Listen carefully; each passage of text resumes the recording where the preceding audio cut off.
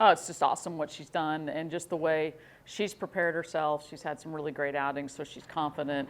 We're just all really excited for her, and just know that, when your last three outings are beating Ole Miss, Texas A&M, Ohio State, those are three really, really good offenses. And so just to kind of, have that, notch in your belt, I think gives her a ton of confidence. How do you go about preparing for a player like Lady Vols, who is not only, one of the best pitchers in the country, but also one of the best hitters in the country at this point?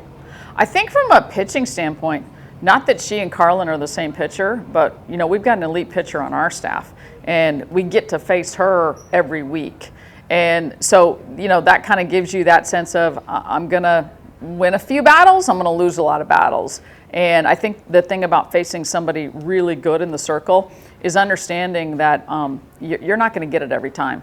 But do you continue to problem solve? Do you continue to just process through your at-bats, keep communicating in the dugout, keep talking about what you're seeing, how you think you can get to her? So, we get to do that out here with Carlin all the time, and I think that helps us.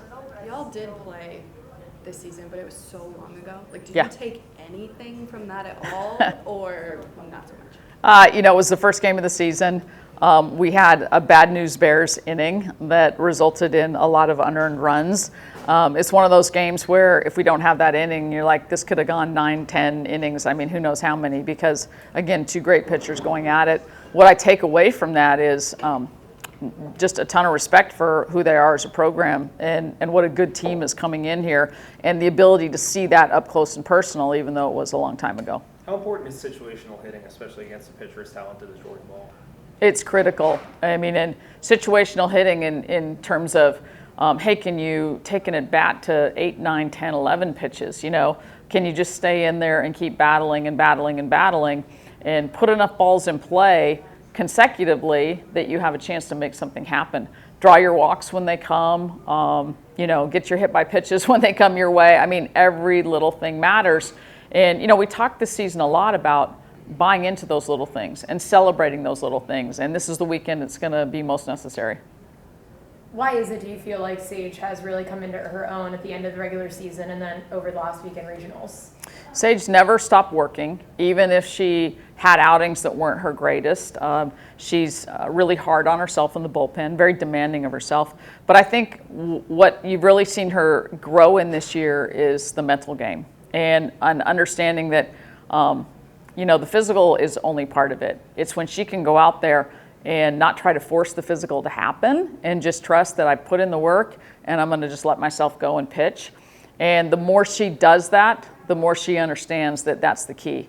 And that's what we saw this past week against Ohio State. She admitted, I didn't even have my best stuff, but she had her best stuff in between the ears, and that's all that matters.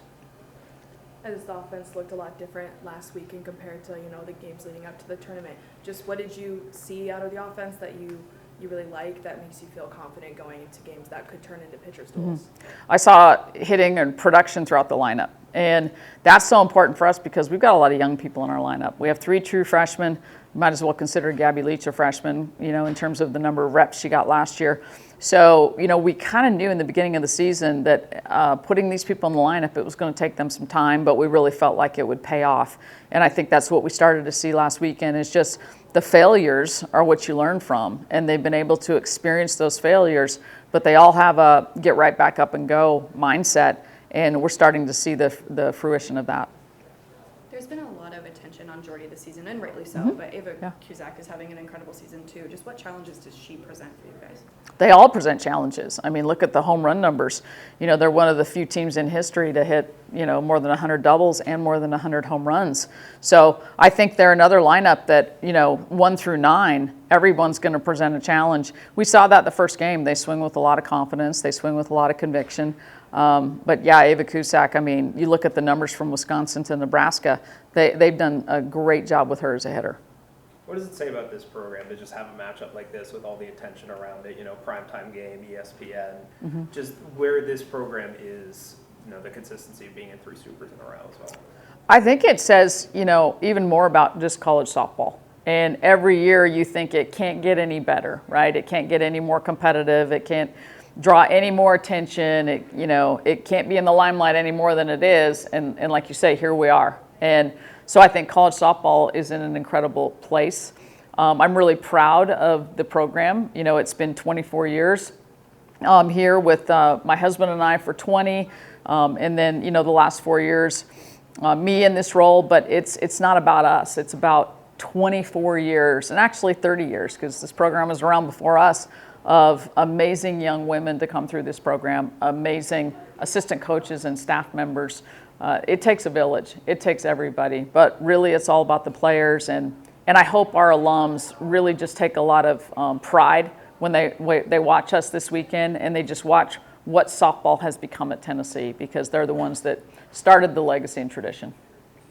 What do you feel like the biggest difference you saw in the team's mentality the first weekend of postseason compared to the games leading up to it? I think we turned a page, and we didn't let the ups and downs of the season kind of linger with us. And, you know, every SEC coach is going to tell you that the key is, how does your team handle the grind of the SEC? You can let it beat you down, or you can let it be a set of experiences that are going to help you moving forward. And I think when we hit postseason, we understood that it's a clean slate, yet we have all these great experiences that we can draw from. And I think we did a really good job of separating that and kind of letting go of, you know, whatever burdens we may have carried individually and collectively from the regular season. Going back to that offense, just how satisfying was it to see it all kind of come together, come to fruition for all their hard work that they've been putting into that offense last weekend? I think the game Friday night was huge for us, just to kind of have that explosive type of game where you're just feeling good about your swings. Everybody in the lineup is barreling balls, and that's not going to happen every time. But I think that was huge for us to do that in an environment like that against quality pitching. You've known Rhonda for a Yeah. long time. Just, I guess, what's your friendship like, and what are you, not necessarily looking forward to playing her teams, but just looking forward to seeing her? Rhonda and I are very close, very close. She's one of my absolute best friends on the planet. I think we both have the same perspective on this weekend, that we're going to love the fact that we get to play each other, because it's two programs that you know are going to go about things in a first-class manner, and it's all going to be about the athletes on the field. But we hate the fact that one of us isn't going to get to move on to Oklahoma City. So, you know, it's always a little bit interesting playing people that you are close to and certainly have a ton of respect for and how they go about their business. But when we get out there on the field, you're not going to find two more fierce competitors than me and Rhonda.